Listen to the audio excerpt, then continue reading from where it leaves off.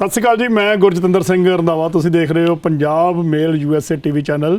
ਮੁਲਾਕਾਤ ਪ੍ਰੋਗਰਾਮ ਵਿੱਚ ਅੱਜ ਅਸੀਂ ਤੁਹਾਡੀ ਮੁਲਾਕਾਤ ਉਸ ਸ਼ਖਸੀਅਤ ਨਾਲ ਕਰਾਉਣ ਜਾ ਰਹੇ ਹਾਂ ਜਿਹੜੇ ਕਿ ਪੰਜਾਬ ਸਰਕਾਰ ਵਿੱਚ ਇਸ ਵੇਲੇ ਮੰਤਰੀ ਆ। ਸ਼ਹਿਰੀ ਵਿਕਾਸ ਮਿਨਿਸਟਰੀ ਉਹਨਾਂ ਕੋਲ ਆ, ਉਹਦੇ ਨਾਲ ਇਨਫੋਰਮੇਸ਼ਨ ਮਿਨਿਸਟਰੀ ਵੀ ਉਹ ਰੱਖਦੇ ਆ ਆਪਣੇ ਕੋਲ, ਤੇ ਹੋਰ ਵੀ ਬਹੁਤ ਸਾਰੇ ਵਿਭਾਗ ਉਹਨਾਂ ਕੋਲ। ਇੱਕ ਇਮਾਨਦਾਰ ਮਿਨਿਸਟਰ, ਇਮਾਨਦਾਰ ਲੀਡਰ ਦਾ ਉਹਨਾਂ ਤੇ ਇੱਕ ਕਹਿ ਸਕਦੇ ਵੀ ਤਗਮਾ ਲੱਗਿਆ ਹੋਇਆ। ਹਮੇਸ਼ਾ ਚੰਗੇ ਕੰਮ ਕਰਦੇ ਆ, ਇਸੇ ਕਰਕੇ ਜੋ ਮਰਜ਼ੀ ਹੋ ਜੇ ਜਦੋਂ ਵੀ ਇਹ ਇਲੈਕਸ਼ਨ 'ਚ ਖੜ੍ਹਦੇ ਆ ਜਿੱਤਦੇ ਆ।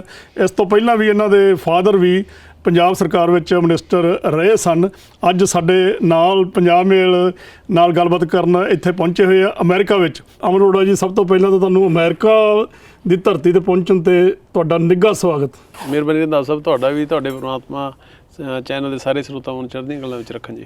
ਅਰੋੜਾ ਸਾਹਿਬ, ਤੁਹਾਡਾ ਪਹਿਲਾਂ ਤਾਂ ਇਹ ਅਸੀਂ ਆਪਣੇ ਦਰਸ਼ਕਾਂ ਲਈ ਪੁੱਛਣਾ ਚਾਹਾਂਗੇ ਕਿ ਤੁਹਾਡਾ ਕੋਈ ਸਰਕਾਰੀ ਦੌਰਾ ਕਿ ਪਰਸਨਲ ਲੈਵਲ 'ਤੇ ਆਏ? ਨਹੀਂ, ਇਹ ਤਾਂ ਮੇਰਾ ਪਰਸਨਲ ਦੌਰਾ ਜੀ। ਫੈਮਿਲੀ ਦੇ ਨਾਲ ਆਇਆ ਹੋਇਆ, ਫੈਮਿਲੀ ਦੇ ਨਾਲ ਟਾਈਮ ਸਪੈਂਡ ਕਰਨ ਦੇ ਲਈ ਆਇਆ ਹੋਇਆ। ਪਰਸਨਲ ਦੌਰਾ ਹੈ ਔਰ ਇਹ ਤਾਂ ਧੰਨਵਾਦ ਸਾਡਾ ਕਿ ਤੁਸੀਂ ਤੁਹਾਡੇ ਦਰਸ਼ਨ ਹੋਏ, ਬਟ ਟੋਟਲੀ ਪ੍ਰਾਈਵੇਟ ਤੌਰ 'ਤੇ ਆਏ ਹੋਏ। ਪਰ ਅੱਜ ਅਸੀਂ ਬਹੁਤ ਸਾਰੀਆਂ ਅਜਿਹੀਆਂ ਗੱਲਾਂ ਕਰਾਂਗੇ ਜਿਹੜੀਆਂ ਕਿ ਸਾਡੇ ਜਿਹੜੇ NRIs ਭਰਾ ਰਹਿੰਦੇ ਆ ਉਹਨਾਂ ਦਾ ਧਿਆਨ ਤਾਂ ਹੁੰਦਾ ਆਪਣਾ ਜਿੱਥੋਂ ਆਏ ਆ, ਉਹ ਆਪਣੀ ਜਨਮ ਭੂਮੀ ਤੋਂ, ਪੰਜਾਬ ਬਾਰੇ, ਮੇਰੇ ਬਾਰੇ। ਉਹਦੇ ਤੁਸੀਂ ਮਿਨਿਸਟਰ ਹੋ ਅਤੇ ਉਹਦੇ ਬਾਰੇ ਅੱਜ ਗੱਲਾਂ ਬਾਤਾਂ ਆਪਾਂ ਅੱਜ ਕਰਾਂਗੇ। ਜੀ ਆਇਆਂ ਨੂੰ ਜੀ, ਸਦਕੇ ਜੋ ਕਹੋਗੇ ਜਵਾਬ ਦੇ। ਬੜੇ ਸਾਰੇ ਸਵਾਲ ਆ ਜਿਹੜੇ ਸਾਡੇ NRIs ਆ, ਹਮੇਸ਼ਾ ਹੀ ਉਹ ਭਾਵੇਂ ਰਹਿੰਦੇ ਇੱਥੇ ਆ, ਉਹਨਾਂ ਦਾ ਜਿਹੜਾ ਧਿਆਨ ਆ ਉਹ ਆਪਣੀ ਧਰਤੀ ਯਾਨੀ ਕਿ ਪੰਜਾਬ ਦੀ ਧਰਤੀ ਨਾਲ ਜੁੜਿਆ ਹੁੰਦਾ। ਅਤੇ ਬਹੁਤ ਸਾਰੇ ਸਵਾਲ ਅਜਿਹੇ ਆ, ਤੁਸੀਂ ਕਿਉਂਕਿ ਤੁਹਾਡੀ ਜਿਹੜੀ ਪਾਰਟੀ ਆ ਆਮ ਆਦਮੀ ਪਾਰਟੀ, ਇਹ ਤਕਰੀਬਨ 8-9 ਮਹੀਨਿਆਂ ਤੋਂ ਸੱਤਾ ਵਿੱਚ ਆ ਚੁੱਕੀ ਹੈ, ਪਰ ਬਹੁਤ ਸਾਰੇ NRIs ਦਾ ਹਾਲੇ ਤੱਕ ਸੰਤੁਸ਼ਟੀ ਜਿਹੜੀ ਉਹਨਾਂ ਨੂੰ ਸੀ ਨਾ ਉਹ ਨਹੀਂ ਹੋਈ। ਉਹ ਸਮਝਦੇ ਆ ਕਿ ਹਾਲੇ ਜਿਹੜਾ ਪਰਨਾਲਾ ਉੱਥੇ ਦਾ ਉੱਥੇ ਖੜਾ। ਉਹਦੇ ਬਾਰੇ ਤੁਸੀਂ ਕੀ ਕਹਿਣਾ ਚਾਹੁੰਦੇ ਹੋ? ਨਹੀਂ, ਦੇਖੋ ਇਸ ਤਰ੍ਹਾਂ ਕਿ ਉਹ ਕਿਸ ਪਰਟੀਕੂਲਰ ਕੰਟੈਕਸਟ ਦੇ ਵਿੱਚ ਇਹ ਫੀਲਿੰਗ ਜਿਹੜੀ NRI ਭਰਾਵਾਂ ਦੇ ਵਿੱਚ ਹੈਗੀ, ਪਹਿਲਾਂ ਇੱਕ ਤਾਂ ਉਹ ਦੱਸੋ। ਕਿਉਂਕਿ ਮੈਂ ਮੰਨ ਕੇ ਚੱਲਦਾ ਕਿ 7 ਮਹੀਨਿਆਂ ਦੇ ਵਿੱਚ ਜਿਸ ਲੈਵਲ ਦੇ ਉੱਪਰ, ਜਿਸ ਵੱਡੇ ਪੱਧਰ ਦੇ ਉੱਪਰ ਭਗਵੰਤ ਮਾਨ ਜੀ ਦੀ ਸਰਕਾਰ ਨੇ ਕੰਮ ਕੀਤਾ, ਉਹ ਆਪਣੇ ਆਪ ਦੇ ਵਿੱਚ ਇੱਕ ਇਤਿਹਾਸ ਰਚਣ ਵਾਲਾ ਕੰਮ ਹੈ ਜਿਹੜਾ ਉਹ ਕੀਤਾ ਹੈ। ਅੱਜ ਪੰਜਾਬ ਦੇ ਜੋ ਹਾਲਾਤ ਹੋਏ ਪਏ ਨੇ, ਚਾਹੇ ਉਹ ਕਿਸਾਨੀ ਦੀ ਆਪਾਂ ਗੱਲ ਕਰ ਲਈਏ, ਚਾਹੇ ਆਪਾਂ ਨੌਜਵਾਨਾਂ ਦੀ ਗੱਲ ਕਰ ਲਈਏ, ਚਾਹੇ ਆਪਾਂ ਬੇਰੁਜ਼ਗਾਰੀ ਦੀ ਗੱਲ ਕਰ ਲਈਏ, ਚਾਹੇ ਆਪਾਂ ਹੈਲਥ ਐਜੂਕੇਸ਼ਨ ਸਿਸਟਮ ਦੀ ਗੱਲ ਕਰ ਲਈਏ, ਚਾਹੇ ਨਸ਼ਿਆਂ ਦੀ ਗੱਲ ਕਰ ਲਈਏ, ਇਹਦਾ ਸਾਰੇ ਦਾ ਜਿਹੜਾ ਰੂਟ ਕਾਜ਼ ਸੀਗਾ, ਜੜ ਸੀਗੀ, ਗਰਭ ਸੀਗਾ, ਉਹ ਸੀਗਾ ਕਰਪਟ ਪੋਲੀਟੀਕਲ ਸਿਸਟਮ, ਕਰਪਸ਼ਨ, ਭ੍ਰਿਸ਼ਟਾਚਾਰ। ਅਤੇ ਉਹਨੂੰ ਨੱਥ ਪਾਉਣ ਦੇ ਵਿੱਚ ਭਗਵੰਤ ਮਾਨ ਜੀ ਨੇ ਅਤੇ ਉਹਨਾਂ ਦੀ ਸਰਕਾਰ ਨੇ, ਮੈਂ ਸਮਝਦਾ ਕਿ ਕੋਈ ਕਸਰ ਨਹੀਂ ਛੱਡੀ ਹੈਗੀ, ਜਿਹਦੀ ਵਜ੍ਹਾ ਕਰਕੇ ਇੱਕ ਜਿਹੜਾ ਟਰਸਟ ਡੈਫਿਸਿਟ, ਇੱਕ ਬੇਵਿਸ਼ਵਾਸੀ ਵਾਲਾ ਮਾਹੌਲ ਲੋਕਾਂ ਦੇ ਵਿੱਚ ਬਣ ਚੁੱਕਿਆ ਸੀਗਾ ਸਰਕਾਰਾਂ ਦੇ ਔਰ ਪੋਲੀਟੀਕਲ ਕਲਾਸ ਦੇ ਉੱਪਰ, ਉਹ ਵੱਡੇ ਪੱਧਰ ਦੇ ਉੱਪਰ ਉਹ ਠੀਕ ਹੋਣਾ ਸ਼ੁਰੂ ਹੋ ਗਿਆ। ਲੋਕਾਂ ਨੂੰ ਇਹ ਵਿਸ਼ਵਾਸ ਹੋਣਾ ਸ਼ੁਰੂ ਹੋਇਆ ਕਿ ਕੋਈ ਪੋਲੀਟੀਕਲ ਪਾਰਟੀ ਲੀਡਰ ਵੀ ਇਮਾਨਦਾਰ ਹੋ ਸਕਦਾ। ਜਦੋਂ ਇਹ ਟਰਸਟ ਡੈਫਿਸਿਟ ਸੀਗਾ ਜਿਹੜਾ, ਜਦੋਂ ਇਹ ਖਤਮ ਹੋਏਗਾ ਤਾਂ ਆਪਣੇ ਆਪ ਹੌਲੀ ਹੌਲੀ ਸਾਰੀਆਂ ਚੀਜ਼ਾਂ ਨੇ ਜਿਹੜੀਆਂ ਉਹ ਠੀਕ ਹੋ ਜਾਣਗੀਆਂ, ਅਤੇ ਉਹ 'ਚ ਵੱਡੇ ਪੱਧਰ ਦੇ ਉੱਪਰ ਕੰਮ ਹੈ ਜਿਹੜਾ ਉਹ ਹੋ ਚੁੱਕਿਆ। ਹੁਣ ਜੇ ਕੋਈ ਬਹੁਤ ਓਵਰ ਐਕਸਪੈਕਟੇਸ਼ਨਸ ਕੋਈ ਲੈ ਕੇ ਚੱਲ ਰਿਹਾ, ਅਤੇ ਦੇਖੋ ਜੇ ਕੈਂਸਰ ਵਰਗੀ ਬਿਮਾਰੀ ਛਿੜੀ ਹੋਵੇ ਅਤੇ ਉਹਨੂੰ ਆਪਾਂ ਕਹੀਏ ਵੀ ਇੱਕ ਦਿਨ ਦੇ ਵਿੱਚ ਮੱਲਮ ਪੱਟੀ ਕਰਕੇ ਲੋਟ ਹੋ ਜਾਊਗਾ, ਠੀਕ ਹੋ ਜਾਊਗਾ, ਉਹ ਤਾਂ ਪੋਸੀਬਲ ਨਹੀਂ ਹੈਗਾ। ਹਰੇਕ ਚੀਜ਼ ਨੂੰ ਸਮਾਂ ਲੱਗਦਾ, ਪਰ ਸਾਡੀ ਨੀਅਤ ਔਰ ਨੀਤੀ ਦੇ ਵਿੱਚ ਕੋਈ ਫਰਕ ਨਹੀਂ ਹੈਗਾ। ਇਹ ਮੈਂ ਬੜੇ ਦਾਅਵੇ ਨਾਲ ਅਤੇ ਬੜੇ ਵਿਸ਼ਵਾਸ ਨਾਲ ਕਹਿ ਸਕਦਾ। ਵਿਜੀਲੈਂਸ ਵਿਭਾਗ ਜਿਹੜਾ ਉਹ ਵਿਸ਼ੇਸ਼ ਤੌਰ 'ਤੇ ਅਜਿਹੇ ਬਹੁਤ ਸਾਰੇ ਅਸੀਂ ਕੇਸ ਦੇਖਦੇ ਹਾਂ, ਅਸੀਂ ਖਬਰਾਂ ਵੀ ਲਾਉਂਦੇ ਹਾਂ ਆਪਣੇ ਪੰਜਾਬ ਮੇਲ 'ਚ, ਚੈਨਲ 'ਚ ਵੀ ਲਾਉਂਦੇ ਹਾਂ, ਨਿਊਜ਼ਪੇਪਰ 'ਚ ਲਾਉਂਦੇ ਹਾਂ। ਬਹੁਤ ਸਾਰੇ ਉਹਨਾਂ ਨੇ ਬੰਦੇ ਜਿਹੜੇ ਆ ਉਹ ਅਰੈਸਟ ਕੀਤੇ ਵੀ ਆ, ਪਰ ਵੱਡੇ ਮਗਰਮੱਛ ਜਿਹੜੇ ਆ ਹਾਲੇ ਤੱਕ ਕੋਈ ਪਿਕਚਰ 'ਤੇ ਸਕਰੀਨ 'ਤੇ ਨਹੀਂ ਆਇਆ। ਨਹੀਂ, ਤੁਸੀਂ ਦੇਖੋ ਪਿਛਲੇ 7 ਮਹੀਨਿਆਂ ਦੇ ਵਿੱਚ 3-4 ਤਾਂ ਮੰਤਰੀ ਨੇ ਜਿਹੜੇ ਸਾਬਕਾ ਮੰਤਰੀ ਨੇ ਜੀ, ਉਹਨਾਂ ਨੂੰ ਫੜ ਕੇ ਅੰਦਰ ਬੰਦ ਕਰ ਦਿੱਤਾ ਜਾ ਚੁੱਕਿਆ ਹੈ। ਕਈ IAS, IPS, PCS ਅਧਿਕਾਰੀ ਨੇ ਜਿਹੜੇ ਉਹ ਫੜੇ ਜਾ ਚੁੱਕੇ ਨੇ। ਹੋਰ ਇੱਕ ਸਟੇਟ ਦੇ ਵਿੱਚ ਵੱਡੇ ਮਗਰਮੱਛ ਕਿਹੜੇ ਹੁੰਦੇ ਨੇ ਜੋ ਦੱਸੋ ਜੀ। ਸੋ ਮੇਰੇ ਕਹਿਣ ਦਾ ਮਤਲਬ ਇਹ ਹੈ ਕਿ ਚਾਹੇ ਕੋਈ ਵੱਡਾ ਹੋਵੇ, ਚਾਹੇ ਕੋਈ ਛੋਟਾ ਹੋਵੇ, ਚਾਹੇ ਕੋਈ ਆਪਣਾ ਹੋਵੇ, ਚਾਹੇ ਕੋਈ ਬੇਗਾਨਾ ਹੋਵੇ, ਚਾਹੇ ਕੋਈ ਪੋਲੀਟੀਕਲ ਲੀਡਰ ਹੋਵੇ, ਚਾਹੇ ਕੋਈ ਅਫਸਰ, ਅਧਿਕਾਰੀ, ਮੁਲਾਜ਼ਮ ਹੋਵੇ, ਕਿਸੇ ਨਾਲ ਵੀ ਜਿਹਨੇ ਵੀ ਪੰਜਾਬ ਦੇ ਨਾਲ ਧੋਖਾ ਕਮਾਇਆ, ਪੰਜਾਬ ਦੇ ਸੋਮਿਆਂ ਨੂੰ ਲੁੱਟਣ ਦੀ ਕੋਸ਼ਿਸ਼ ਕੀਤੀ ਹੈ, ਉਹਦੇ ਨਾਲ ਕਿਸੇ ਤਰੀਕੇ ਦੀ ਲਿਹਾਜ਼ ਨਹੀਂ ਹੋਏਗੀ। ਇਹੀ ਇੱਕ ਤਹੀਆ ਕਰਕੇ ਮਾਨ ਸਾਹਿਬ ਚੱਲੇ ਹੋਏ ਨੇ ਅਤੇ ਉਹਦੇ ਉੱਪਰ ਦਿਨ ਰਾਤ ਕੰਮ ਹੈ ਜਿਹੜਾ ਉਹ ਚੱਲ ਰਿਹਾ ਹੈ।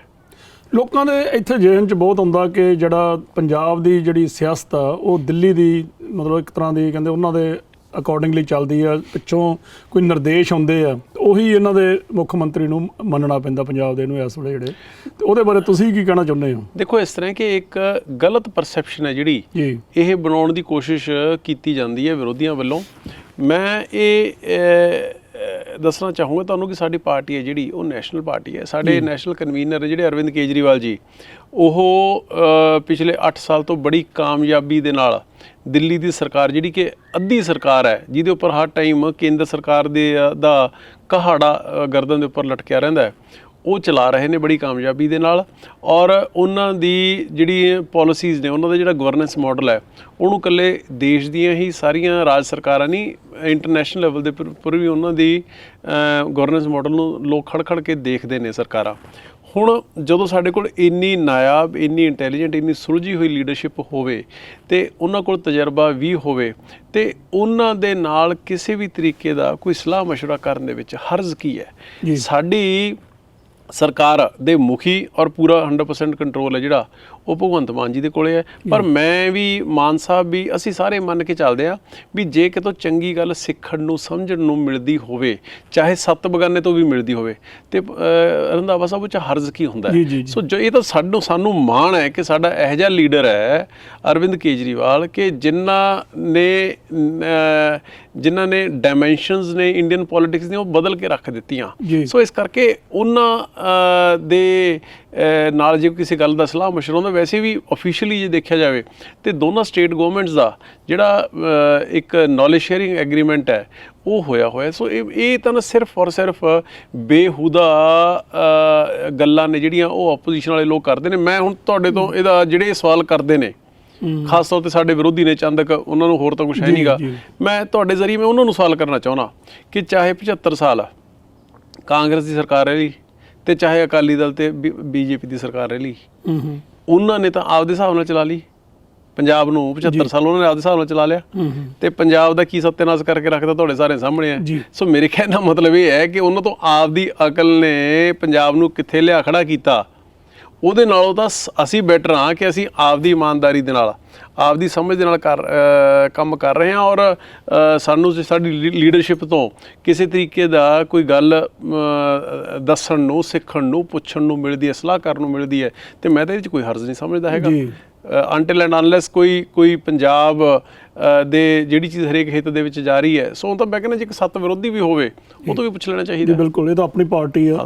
ਪਰ ਪੰਜਾਬ 'ਚ ਪਿਛਲੇ ਦਿਨੀ ਜਿਵੇਂ ਤੁਹਾਨੂੰ ਪਤਾ ਕਿ ਦਿੱਲੀ ਵਿੱਚ ਬੜੇ ਧਰਨੇ ਲਾਏ ਜ਼ਿਮੀਂਦਾਰਾਂ ਨੇ, ਖਾਸ ਕਰਕੇ ਸਾਰੀਆਂ ਸਟੇਟਾਂ 'ਚੋਂ ਉੱਥੇ ਜ਼ਿਮੀਂਦਾਰ ਆਏ ਸੀਗੇ, ਉਹਨਾਂ ਦੇ ਕਿਸਾਨ ਅੰਦੋਲਨ ਬੜਾ ਲੰਮਾ ਸਮਾਂ ਚੱਲਿਆ ਸੀ, ਪਰ ਹਾਲੇ ਵੀ ਜਿਹੜੇ ਪੰਜਾਬ 'ਚ ਧਰਨੇ ਕਿਉਂ ਲੱਗ ਰਹੇ, ਕੀ ਰੀਜ਼ਨ ਉਹਨਾਂ ਦਾ?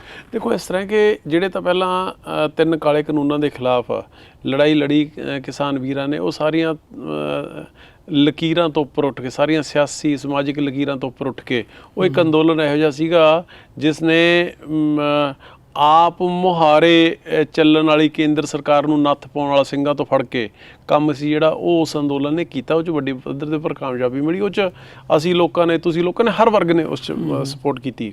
ਹੁਣ ਜਿੱਥੇ ਤੱਕ ਪੰਜਾਬ ਦੇ ਧਰਨਿਆਂ ਦਾ ਸਵਾਲ ਹੈ, ਮੈਂ ਇਹ ਸਮਝਦਾ ਕਿ ਜੇ ਤਾਂ ਧਰਨਾ ਕਿਸੇ ਵਾਜਬ ਗੱਲ ਦੇ ਉੱਪਰ ਹੋਵੇ, ਵਾਜਬ ਡਿਮਾਂਡ ਦੇ ਉੱਪਰ ਹੋਵੇ, 3 ਕਾਲੇ ਕਾਨੂੰਨਾਂ ਖਿਲਾਫ ਲੜਾਈ ਲੜ ਰਹੀ ਸੀ, ਸਾਰੀ ਦੁਨੀਆ ਨੂੰ, ਬੱਚੇ ਨੂੰ ਪਤਾ ਸੀਗਾ।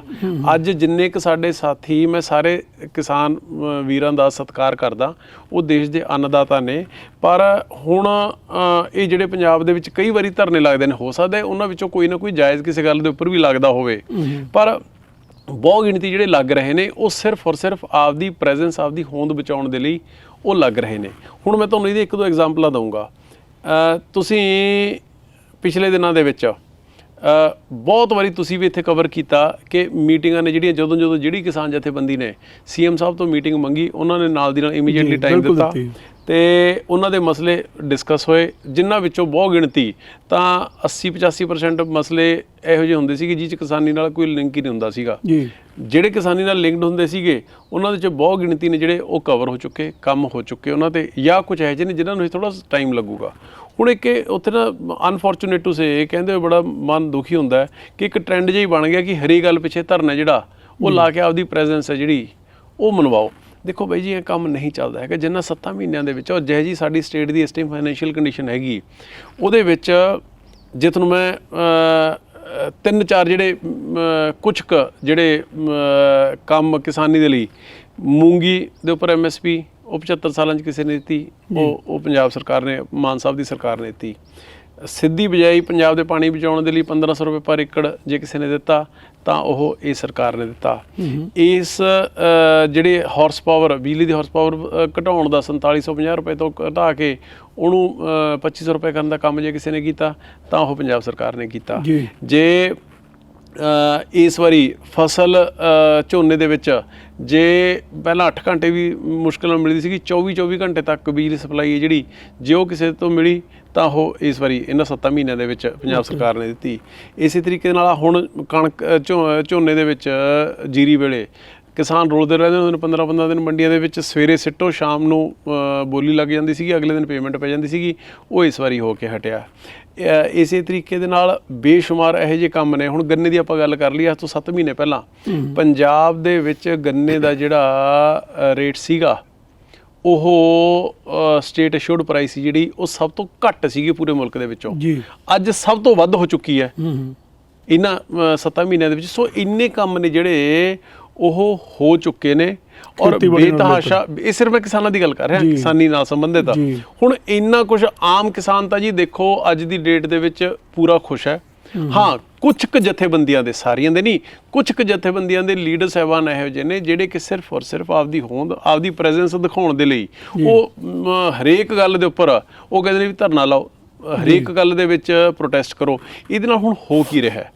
ਇਹਦੇ ਨਾਲ ਸਭ ਤੋਂ ਵੱਡਾ ਜੇ ਨੁਕਸਾਨ ਕੋਈ ਪੰਜਾਬ ਦਾ ਇਸ ਟਾਈਮ ਹੋ ਰਿਹਾ ਹੈ ਨਾ, ਜਾਂ ਕਿਸੇ ਦਾ ਹੋ ਰਿਹਾ ਹੈ, ਤਾਂ ਉਹ ਕਿਸਾਨੀ ਦਾ ਹੀ ਹੋ ਰਿਹਾ ਹੈ। ਉਹਦੇ ਨਾਲ ਕਾਰਨ ਇਹ ਹੈ ਵੀ ਜਿੰਨੀ ਇਨਵੈਸਟਮੈਂਟ ਬਾਹਰੋਂ ਆਉਣੀ ਹੈ ਉਹ ਦਿਨ ਪਰ ਦਿਨ ਉਹ ਠੱਪ ਹੁੰਦੀ ਜਾ ਰਹੀ ਹੈ। ਹਰੇਕ ਕੋਈ ਕਹਿੰਦਾ ਹੈ ਕਿ ਜੀ ਪੰਜਾਬ ਤੱਕ ਕਿਸਾਨਾਂ ਨੇ ਜਾਂ ਕਿਸੇ ਹੋਰ ਵਰਗ ਨੇ ਧਰਨੇ ਨੇ ਜਿਹੜੇ ਉਹ ਲਾ ਰੱਖੇ ਨੇ। ਸੋ ਮੇਰੇ ਕਹਿਣ ਦਾ ਮਤਲਬ ਇਹ ਹੈ ਕਿ ਕਿਸੇ ਕੰਮ ਦੀ ਗੱਲ ਦੇ ਉੱਪਰ, ਕਿਸੇ ਜਾਇਜ਼ ਗੱਲ ਦੇ ਉੱਪਰ, ਕਿਸੇ ਜਾਇਜ਼ ਮੰਗ ਦੇ ਉੱਪਰ ਜੇ ਧਰਨਾ ਲੱਗੇ ਤਾਂ ਉਹਨੂੰ ਪਬਲਿਕ ਸਪੋਰਟ ਸਿਸਟਮ ਮਿਲਦਾ ਹੈ। ਤੇ ਜੇ ਇਸ ਤਰ੍ਹਾਂ ਹੀ ਲੱਗਦੇ ਰਹੇ ਤੇ ਫਿਰ ਉਹ ਆਪਦੀ ਰੈਲੇਵੈਂਸ ਆਪ ਖੋ ਬੈਠਣਗੇ ਤੇ ਇਹਦੇ ਨਾਲ ਨੁਕਸਾਨ ਸਭ ਤੋਂ ਵੱਡਾ ਜਿਹੜਾ ਉਹ ਪੰਜਾਬ ਦਾ ਹੋਣਾ, ਪੰਜਾਬੀਆਂ ਦਾ ਹੋਣਾ, ਕਿਸਾਨਾਂ ਦਾ ਹੋਣਾ। ਸੋ ਇਸ ਕਰਕੇ ਮੇਰੀ ਉਹਨਾਂ ਨੂੰ ਅਪੀਲ ਹੈ, ਬੇਨਤੀ ਹੈ ਕਿ ਜਦੋਂ ਸਰਕਾਰ ਤੁਹਾਡੇ ਨਾਲ 1.5 2 ਸਾਲ ਉੱਥੇ ਬੈਠੇ ਰਹੇ ਦਿੱਲੀ, ਉਹ ਇਸ ਕਰਕੇ ਬੈਠਣਾ ਪਿਆ ਕਿਉਂਕਿ ਪ੍ਰਧਾਨ ਮੰਤਰੀ ਨੇ ਕਦੇ ਗੱਲ ਕਰਨੀ ਜ਼ਰੂਰੀ ਨਹੀਂ ਸਮਝੀ। ਇੱਥੇ ਅੱਜ ਕਹਿੰਦੇ ਨੇ ਵੀ ਸਾਨੂੰ ਅਸੀਂ CM ਨੂੰ ਮਿਲਣਾ, ਅਗਲੇ ਦਿਨ CM ਸਾਹਿਬ ਟਾਈਮ ਦੇ ਦਿੰਦੇ ਨੇ। ਜਦੋਂ ਗੱਲਬਾਤ ਨਾਲ ਕੰਮ ਹੱਲ ਹੋਈ ਜਾਂਦਾ ਹੈ ਤੇ ਫਿਰ ਬਿਨਾਂ ਗੱਲ ਤੋਂ ਐਵੇਂ ਧਰਨੇ ਦੇ ਦਾ ਫਾਇਦਾ ਨਹੀਂ ਨਾ ਕੋਈ ਹੈਗਾ ਜੀ। ਠੀਕ ਗੱਲ।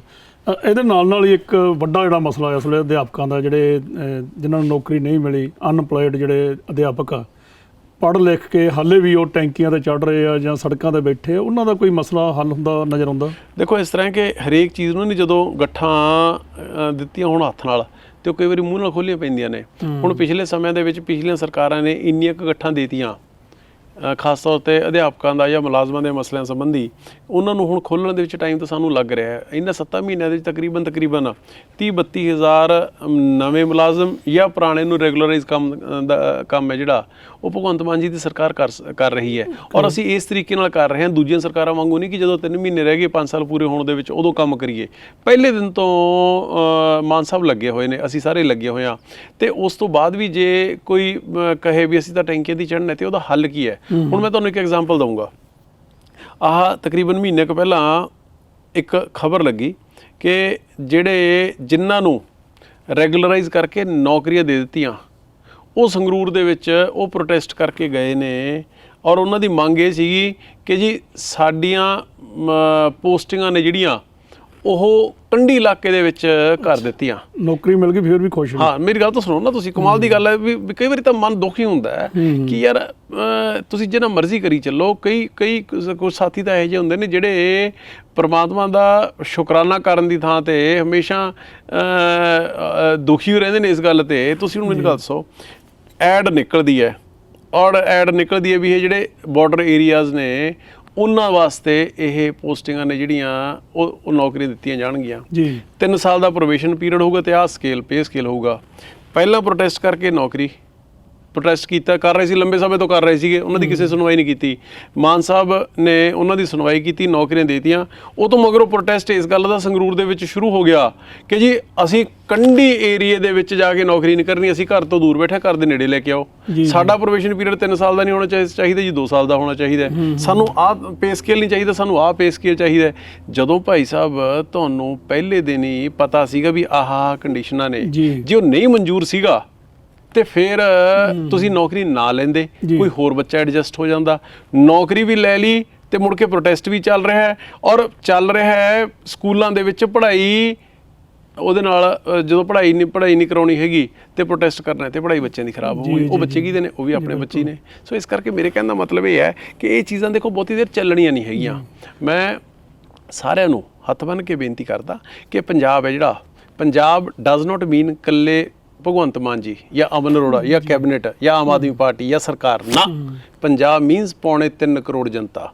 ਜੇ ਪੰਜਾਬ ਨੂੰ ਆਪਾਂ ਅੱਗੇ ਲੈ ਕੇ ਜਾਣਾ ਤੇ ਸਾਰਿਆਂ ਨੂੰ ਆਪੋ ਆਪਣੀ ਡਿਊਟੀ ਹੈ ਜਿਹੜੀ ਉਹ ਇਮਾਨਦਾਰੀ ਦੇ ਨਾਲ ਕਰਨੀ ਪਊਗੀ, ਉਹ ਮਿਹਨਤ ਮੁਸ਼ੱਕਤ ਦੇ ਨਾਲ ਕਰਨੀ ਪਊਗੀ, ਉਹ ਪੂਰੀ ਕਮਿਟਮੈਂਟ ਤੇ ਡੈਡੀਕੇਸ਼ਨ ਦੇ ਨਾਲ ਕਰਨੀ ਪਊਗੀ। ਜੇ ਇਕੱਲਾ ਕੋਈ ਇਹੀ ਸੋਚੀ ਜਾਵੇ ਵੀ ਮੈਨੂੰ ਘਰ ਬੈਠੇ ਨੂੰ ਸਾਰਾ ਕੁਝ ਸਰਕਾਰ ਪਹੁੰਚਦਾ ਕਰਦੇ ਤੇ ਮੈਂ ਡੱਕਾ ਨਾ ਤੋੜਾਂ, ਇਹ ਕੰਮ ਨਹੀਂ ਚੱਲਣਾ ਹੈਗਾ। ਪੰਜਾਬ ਦਾ ਖਜ਼ਾਨਾ ਅਕਸਰ ਸੁਣਿਆ ਜਾਂਦਾ ਕਿ ਖਾਲੀ ਹੋਇਆ ਉਹਨੂੰ ਦੁਬਾਰਾ ਰੀਜਨਰੇਟ ਕਰਨ ਲਈ ਇਹ ਸਰਕਾਰ ਇਸ ਵੇਲੇ ਕੀ ਕੰਮ ਕਰ ਰਹੀ ਹੈ? ਦੇਖੋ ਜੀ, ਪੰਜਾਬ ਦਾ ਖਜ਼ਾਨਾ ਜਿਹੜਾ ਖਾਲੀ ਕੀਤਾ ਲੁੱਟਿਆ, ਉਹ ਵੀ ਬੰਦਿਆਂ ਨੇ ਲੁੱਟਿਆ ਜੀ, ਬੇਈਮਾਨ ਲੋਕਾਂ ਨੇ ਲੁੱਟਿਆ ਤੇ ਉਹਨੂੰ ਭਰਨ ਦਾ ਕੰਮ ਵੀ ਇਮਾਨਦਾਰ ਲੋਕ ਹੀ ਕਰਨਗੇ। ਭਗਵੰਤ ਮਾਨ ਜੀ ਦੀ ਸਰਕਾਰ ਇਸੇ ਕੰਮ ਦੇ ਵਿੱਚ ਲੱਗੀ ਹੋਈ ਹੈ।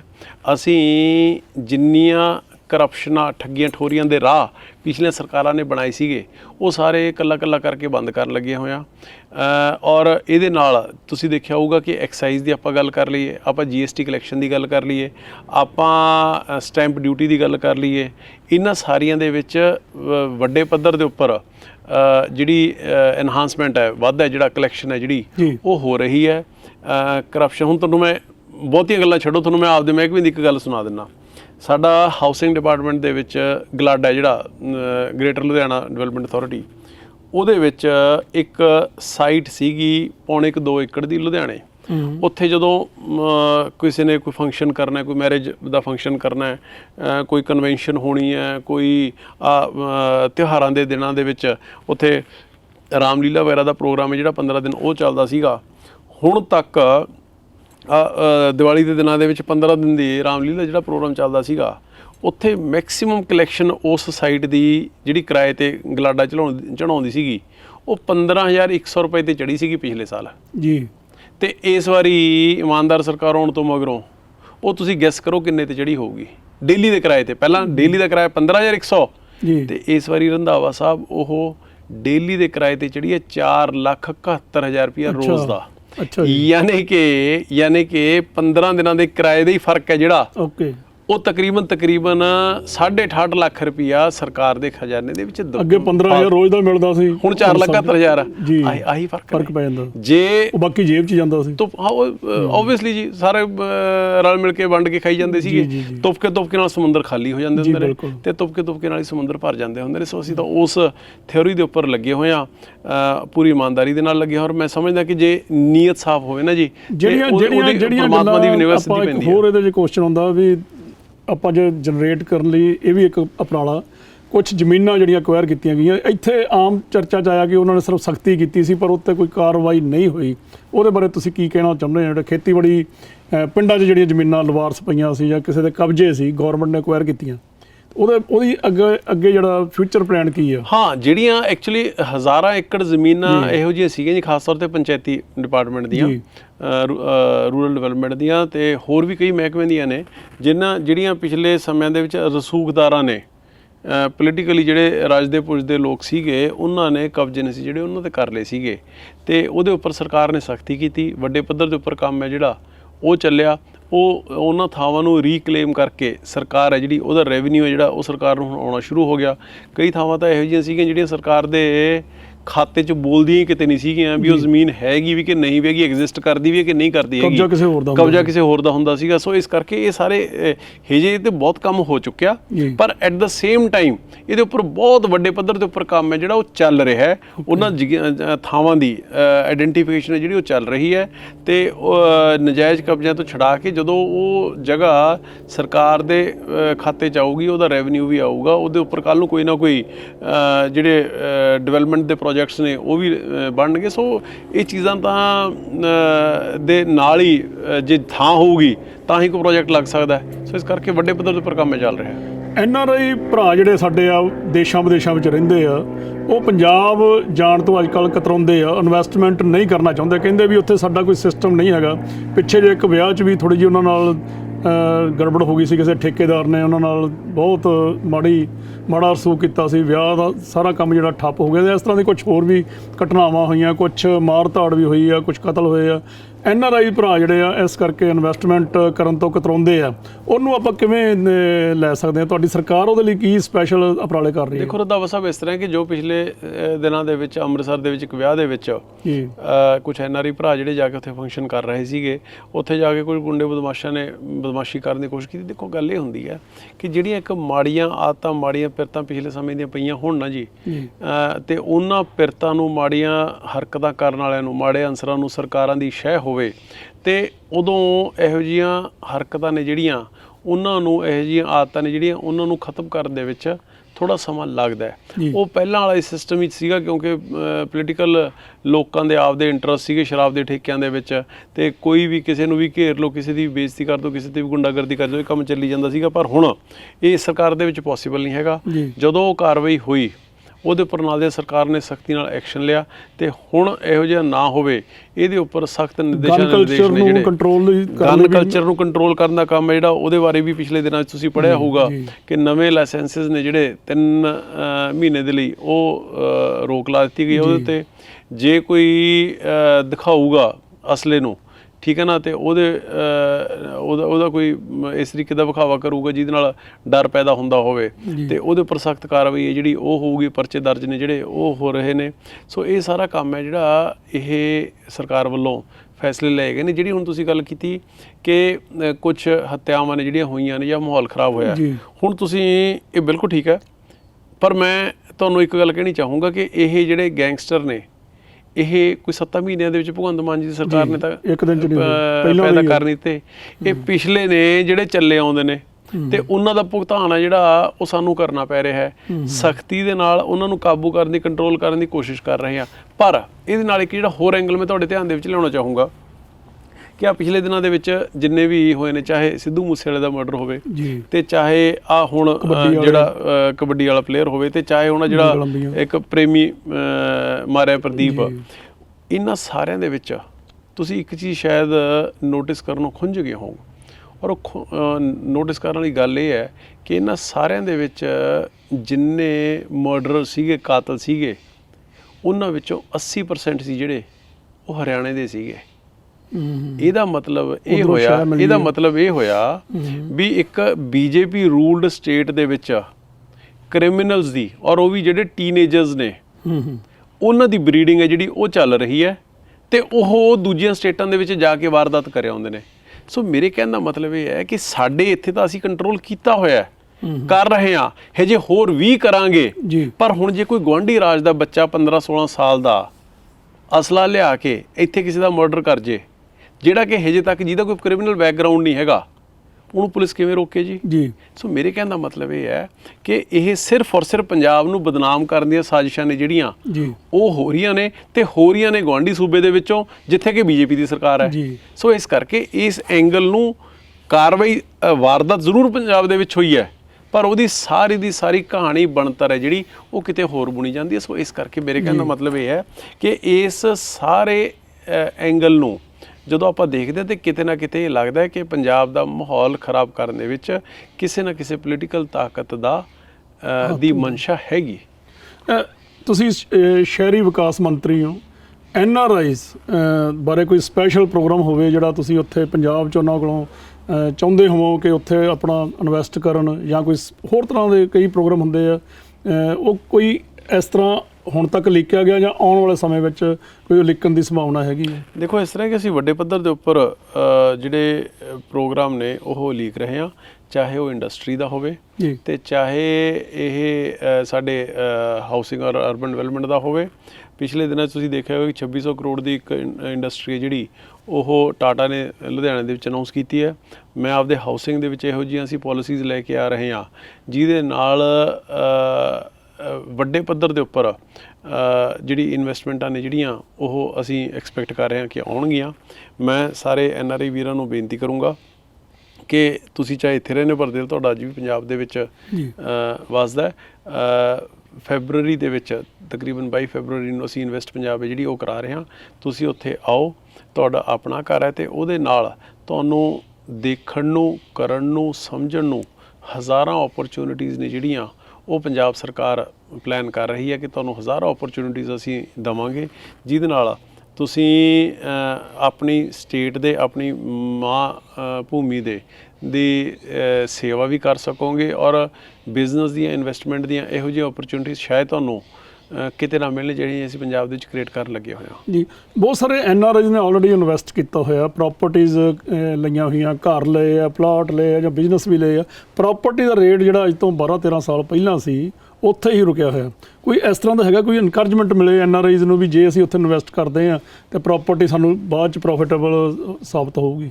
ਨਹੀਂ, ਐਪਰੀਸੀਏਸ਼ਨ ਤਾਂ ਬਹੁਤ ਹੈ। ਹੁਣ ਪਤਾ ਨਹੀਂ ਤੁਸੀਂ ਕੋਈ ਇਹੋ ਜਿਹੀ ਪਰਟੀਕੂਲਰ ਕੋਈ ਇਹੋ ਜਿਹੀ ਕੋਈ ਏਰੀਆ ਨਾ ਹੋਵੇ ਜਾਂ ਇਹੋ ਜਿਹੀ ਕੋਈ ਲੋਕੈਲਿਟੀ ਨਾ ਹੋਵੇ ਵੀ ਜਿੱਥੇ ਜਿਹਦੇ ਸੰਬੰਧ ਦੇ ਵਿੱਚ ਤੁਸੀਂ ਗੱਲ ਕਰ ਰਹੇ ਹੋ। ਪਰ ਅੱਜ ਦੀ ਡੇਟ ਦੇ ਵਿੱਚ ਜੇ ਆਪਾਂ ਪ੍ਰੋਪਰਟੀਜ਼ ਦੀ ਗੱਲ ਕਰ ਲਈ ਤਾਂ ਐਪਰੀਸੀਏਸ਼ਨ ਤਾਂ ਪੰਜਾਬ ਵਰਗੀ ਕਿਤੇ ਵੀ ਨਹੀਂ ਮਿਲ ਰਹੀ ਹੈਗੀ। ਸੋ ਇਸ ਕਰਕੇ ਜੇ ਪ੍ਰੋਪਰਟੀ ਨੀਟ ਐਂਡ ਕਲੀਨ ਹੈ, ਕਿਸੇ ਰੌਲੇ ਰੱਪੇ ਤੋਂ ਬਿਨਾਂ ਹੈ, ਤੇ ਫਿਰ ਐਪਰੀਸੀਏਸ਼ਨ ਵਾਲੀ ਕੋਈ ਕਮੀ ਨਹੀਂ ਹੈਗੀ ਉੱਥੇ ਜੀ। ਇਹ ਸਨ ਅਮਨ ਅਰੋੜਾ, ਮਿਨਿਸਟਰ ਪੰਜਾਬ ਸਰਕਾਰ। ਇਹਨਾਂ ਨਾਲ ਬਹੁਤ ਸਾਰੀਆਂ ਅਜਿਹੀਆਂ ਗੱਲਾਂ ਕੀਤੀਆਂ ਸੀ ਜਿਹੜੀਆਂ ਕਿ ਸਾਡੇ NRI ਵੀਰਾਂ ਦੇ ਦਿਮਾਗ ਵਿੱਚ ਗਲਤਫਹਿਮੀਆਂ ਸੀ, ਉਹ ਅਸੀਂ ਦੂਰ ਕਰਨ ਦੀ ਕੋਸ਼ਿਸ਼ ਕੀਤੀ। ਉਹਨਾਂ ਕੋਲੋਂ ਜਾਣਕਾਰੀ ਲਈ ਕਿ ਜੋ ਪਿਕਚਰ ਸਾਨੂੰ ਦਿਖਾਈ ਜਾਂਦੀ ਹੈ ਇੱਥੇ ਕੀ ਉਹ ਠੀਕ ਹੈ, ਅਤੇ ਬਹੁਤ ਸਾਰੀਆਂ ਗੱਲਾਂ ਦਾ ਇਹਨਾਂ ਨੇ ਬੜਾ ਵਧੀਆ ਤਰੀਕੇ ਨਾਲ ਸਾਨੂੰ ਜਵਾਬ ਦਿੱਤਾ। ਅਸੀਂ ਧੰਨਵਾਦ ਕਰਦੇ ਹਾਂ ਅਰੋੜਾ ਸਾਹਿਬ, ਤੁਹਾਡਾ ਬਹੁਤ ਬਹੁਤ ਧੰਨਵਾਦ ਜੀ। Thank you very much.